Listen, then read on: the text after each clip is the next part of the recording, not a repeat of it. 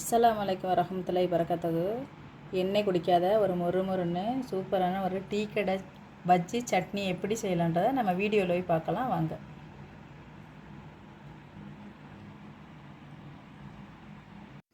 இப்போ நம்ம அந்த பஜ்ஜி மாவு முதல்ல ரெடி பண்ணுவோம். நான் வந்து இன்றைக்கி 2 வாழைக்காய் எடுத்திருக்கேன். 2 வாழைக்காய் எடுத்து மெல்லிசாக கட் பண்ணி வச்சுருக்கேன். இப்போ இந்த வாழைக்காய்க்கு நம்ம மசாலா ரெடி பண்ணுவோம். பத்தலைன்னா கூட நம்ம வாழைக்காய் அரிஞ்சு போட்டுக்கலாம். நம்ம இப்போ அதுக்கு தேவையான மசாலா வந்து அந்த மாவு கரைச்சிக்கலாம். நம்ம முதல்ல காரம் ரொம்ப நம்மளுக்கு நல்லா தேவைன்னா நம்ம வந்து 1.5 டேபிள் ஸ்பூன் மிளகாத்தூள் சேர்த்துக்கலாம். காஷ்மீரி மிளகா சேர்த்துக்கிறோங்க, நல்லா கலராக இருக்கும், காரம் அவ்வளோவா இருக்காது. ஒரு 1/2 ஸ்பூன் பெருங்காயத்தூள் சேர்த்துக்குருவோம்.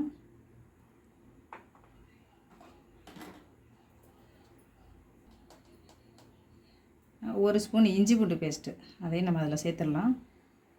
சேர்த்துட்டு முதல்ல இதுக்கு நான் வந்து 2 கப்பு மாவு போட போகிறேன். 1 கப்பு தண்ணி எடுத்துருக்கேன். முதல்ல நம்ம இதை கலக்கிக்கிடுவோம். கலக்கிட்டு நம்ம அந்த மிளகாலாம் கரைஞ்ச உடனே நம்ம அந்த கடலை மாவு வந்து சேர்த்துக்குறோம் அதில். ஏன்னா இந்த பெருங்காயம் வந்து கட்டியாக இருக்கும், ஒரு இடத்துல நின்றோம், அதுக்காக கலக்கிடுவோம். கலக்கிட்டு நம்ம இப்போ இந்த அளவில் எந்த கிண்ணம் எடுத்துக்கிறீங்களோ அந்த கிண்ணத்துலேயே போடுங்க. நான் வந்து இந்த கிண்ணம் எடுத்துருக்கேன். இன்றைக்கி இந்த கிண்ணத்தில் 2 கப்பு மாவு போட போகிறேன். இது கடலை மாவு, இது 2வது கப்பு கடலை மாவு. நம்மளுக்கு மிச்சமானாலும் நம்ம வேறு எதுவும் வெங்காயம் உருளைக்கிழங்கு அந்த மாதிரி போட்டுக்கலாம். இப்போ இது வந்து ஒரு அரை கப்பு இடியப்பு மாவு, நம்ம வீட்டில் வறுத்த இடியப்பு மாவு ஒரு 1/2 கப்பு சேர்த்துக்கிறேன்.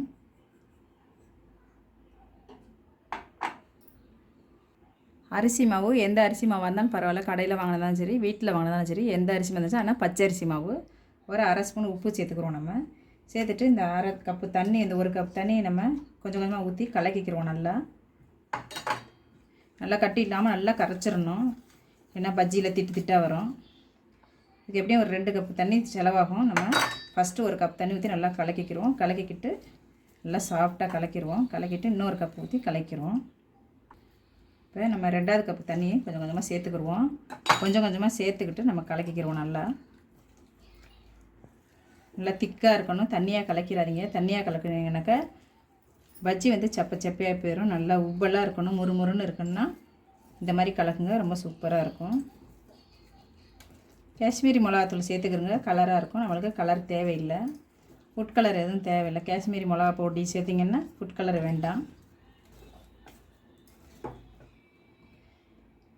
தண்ணி இந்த மாதிரி கொஞ்சம் கொஞ்சமாக ஊற்றி எல்லாத்தையும் நம்ம கலக்கிக்கிடுவோம். நல்லா திக்காக இருக்கணும், இட்லி மாவு பதத்தில் இருக்கணும், தண்ணியாக இருந்துடக்கூடாது. மாவு நல்லா அடித்து பிணைஞ்சிக்கிடுவோம். நம்ம ஒரு ஸ்பூன் நெய் போட்டுக்கிறோம், ரொம்ப சூப்பராக இருக்கும். நெய் போட்டோம்னா நம்மளுக்கு வந்து மொறு நல்லாயிருக்கும். நெய் 1 ஸ்பூன் போட்டுக்கிடுவோம். போட்டுக்கிட்டு நல்லா அடிச்சுக்கிறோம். நம்ம இதை இப்போ நம்ம நல்லா அடித்தாச்சு. நல்லா இந்த மாதிரி அடிச்சுக்கிறோம். நல்லா இந்த மாதிரி திக்காக இருக்கணும். திக்காக இருந்தால் தான் நம்மளுக்கு வந்து அந்த பேட்டை வந்து நல்லா வந்து அந்த வாழைக்காயிலேருந்து நல்லா கோட்டாகும், இல்லைன்னா தண்ணியாக போயிடும். நல்லா இந்த மாதிரி கலக்கிடுவோம். கொஞ்சம் கூட கட்டி இல்லாமல் நல்லா கலக்கிடுவோம். கொஞ்சம் சாப்பிட்டு வரும் நம்மளுக்கு. இப்போ சுட போகையில் நம்ம என்ன பண்ணுவோம், கொஞ்சோண்டு சோடா மாவு, கொஞ்சமாக சோடா மாவு போட்டுக்கிடுவோம். சாஃப்டாக இருக்கும். ஆப்ப சோடா, இட்லி தோசைக்கெல்லாம் போட பாருங்க, அந்த சோடா மாவு.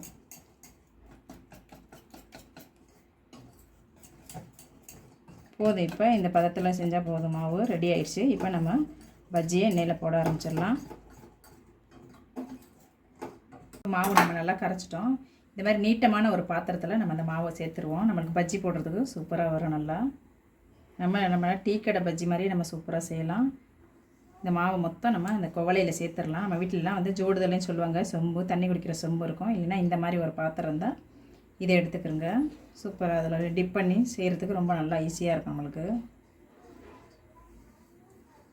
2 கப்பு தண்ணி எடுத்ததில் 1.5 கப்பு தண்ணி செலவாயிருக்கு. தண்ணி வந்து எப்போயும் பார்த்து ஊற்றணும். 1/2 கப்பு தண்ணி மிச்சம் வச்சு 1.5 கப்பு தான் நம்மளுக்கு தண்ணி செலவாயிருக்கு. இப்போ நம்ம மாவை வந்து இப்படி கையில் எடுத்துக்கிடுவோம். நல்லா மாவை கையில் எடுத்து இது பாருங்கள், நான் ஸ்லேஸ் கையில் தான் வெட்டினேன். இப்போ நல்லா இப்படி டிப் பண்ணிவிட்டு நல்லா அழகாக நம்ம இப்படி போடுறதுக்கு நமக்கு நல்லாயிருக்கும். பிஸ்மில்லாஹ். நம்ம டீ கடை போலவே நம்மளுக்கு பஜ்ஜி வீட்டிலேயே நம்ம செய்யலாம். யுக்தியாக இருக்குது. கடைச்செறிவில் பசங்களுக்கெல்லாம் வந்து செய்கிறதுக்கு ரொம்ப நல்லாயிருக்கும். இந்த மாதிரி செஞ்சிங்கன்னா ரொம்ப ஈஸியாக இருக்கும் பஜ்ஜி. நம்ம கடையில் வாங்க தேவையில்லை, 5 நிமிஷத்தில் நம்ம ரெடி பண்ணிடலாம் இந்த பஜ்ஜியை.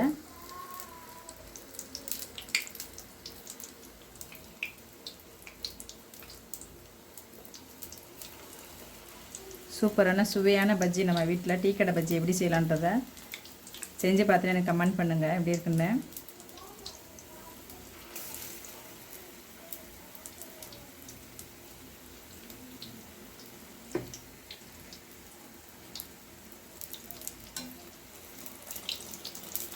பஜ்ஜி சூப்பராக வந்திருக்கு பாருங்கள், நல்லா சாஃப்டாக பொறுன்னு இருக்கும். நல்லா இந்த மாதிரி பச்சரிசி மாவும் கடலை மாவும் இந்த அளவில் நம்ம சேர்த்தோம்னா பஜ்ஜி ரொம்ப அருமையாக டீ கடை போலவே நம்மளுக்கு பஜ்ஜி கிடைக்கும்.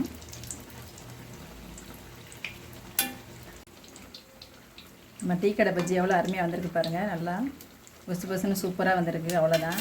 நம்ம உருளைக்கிழங்குல போட்டோம்னாலும் இதே மாதிரி மாவு ரெடி பண்ணி வெங்காயம், உருளைக்கிழங்கு, குடமிளகாய் எதில் ரெடி பண்ணாலும் இந்த மாதிரி மாவு கோட்டிங் ரெடி பண்ணிங்கன்னா இது பாருங்கள் சூப்பரான ஒரு அருமையான ஒரு பஜ்ஜி நம்மளுக்கு ரெடி ஆயிடுச்சு.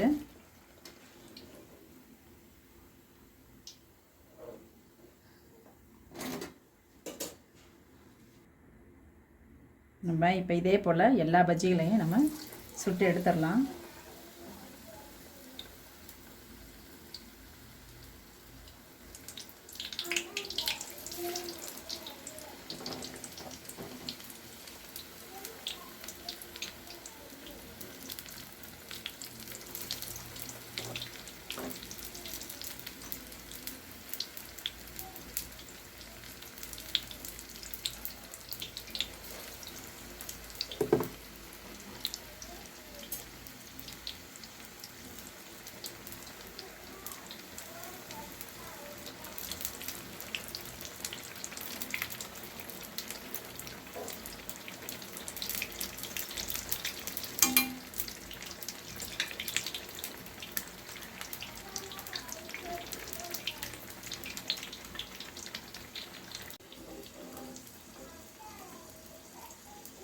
நீங்கள் காஷ்மீரி மிளகாத்தூள் சேர்த்திங்கன்னா உங்களுக்கு ஃபுட் கலர் தேவையில்லை. இது ரொம்ப அழகான கலர், ரொம்ப நல்லா இருக்குது. சூப்பராக வந்திருக்கு நம்மளுடைய பஜ்ஜி.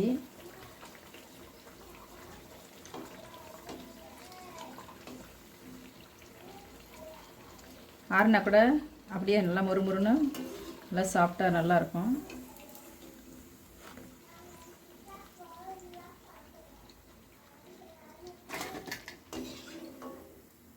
நம்ம இதுக்கு ஒரு சட்னி ஒன்று ரெடி பண்ணிக்கலாம். அது எப்படி ரெடி பண்ணுன்றதை நம்ம வீடியோவில் பார்க்கலாம். இப்போ நம்ம அந்த டீ கடை பஜ்ஜிக்கு ஒரு அருமையான ஒரு சிம்பிளாக ஒரு சட்னி ஒன்று அரைச்சிடலாம். இதில் 1 கப்பு தேங்காய் எடுத்துருக்கேன். அதே மாதிரி ஒரு 1/2 கப்பு உடச்சக்கல்லை போட்டுக்குவோம். 1/2 கப்பு உடச்சக்கல்லை போட்டுக்குவோம். பொட்டுக்கல்லை காரம் வந்து நான் நோம்பாளி இருக்கின்றனால கம்மியாக செய்கிறேன். ஒரு காஞ்ச மிளகா போட்டுக்குருவோம். ஒரே ஒரு பச்சை மிளகா போட்டுக்குறோம். காரம் வேணும்னா நீங்கள் நிறைய சேர்த்துக்கலாம். ஒரு 4 பல்லு பூண்டு சேர்த்துக்குறோம். அதில் ஒரு சின்ன பீஸ் புளி குட்டியாக போட்டுக்குறோம். நல்லா டேஸ்ட் கொடுக்கும் நம்மளுக்கு. இப்போ இதை நம்ம தண்ணி ஊற்றி நம்ம அரைச்சிட்டு வந்துடுவோம். இதான் டீ கடை சட்னி. அந்த பஜ்ஜிக்கு ரொம்ப அருமையாக இருக்கும், அந்த டேஸ்ட்டாக இருக்கும். அரைச்சிட்டு வந்துடலாம் நைஸாக. இப்போ நம்ம சட்னி அரைச்சிட்டு வந்துட்டோம். இதுக்கு ஒரு சின்ன தாளிப்பு ஒன்று கொடுத்துருவோம். சூப்பராக இருக்கும். இது நம்ம தண்ணி போட்டு தண்ணியாக கலக்கிக்கிடுவோம். இதை கொஞ்சமாக எண்ணெய் ஊற்றிக்கலாம். ஒரு 1/2 ஸ்பூனு, 1/4 ஸ்பூன் கடுகு போட்டுக்கிடுவோம். பொரியட்டும். ஒரே ஒரு காஞ்ச மிளகா சேர்த்துக்கிடுவோம்.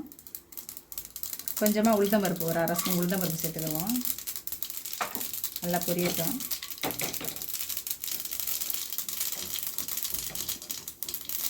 ஒரு அரைக்கு கருவேப்பிலையும் சேர்த்துக்கிடுவோம். அதில்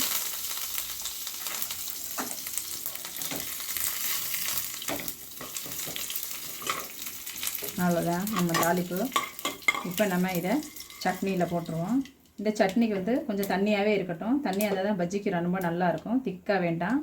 நல்லா கொஞ்சம் தண்ணி ஊற்றி தண்ணியாகவே இருக்கட்டும். தண்ணி ஊற்றி பஜ்ஜி சாப்பிட்டா தான் சூப்பராக இருக்கும். அது டீ கடை பஜ்ஜி சட்னி ரெடி ஆயிடுச்சு. இப்படி தான் செய்யணும். அந்த சட்னி இந்த அளவு இருந்தால் போதும். இப்போ நம்ம தாளிப்பை அதில் சேர்த்துடலாம். நம்மளோட டீ கடை பஜ்ஜி சட்னி ரெடி ஆயிடுச்சு. அவ்வளோதான். இதே மாதிரி நான் சொன்ன அளவுகளோடு செஞ்சு பார்த்துட்டு எனக்கு கமெண்ட் பண்ணுங்கள், சப்ஸ்கிரைப் பண்ணுங்கள். சப்ஸ்கிரைப் பண்ண எல்லாருக்கும் ரொம்ப ரொம்ப நன்றி. இந்த சட்னி வந்து கொஞ்சம் தண்ணியாக வச்சு சாப்பிட்டாக்கா பஜ்ஜிக்கு ரொம்ப அருமையாக இருக்கும். கண்டிப்பாக செஞ்சு பார்த்துட்டு எனக்கு கமெண்ட் பண்ணுங்கள்.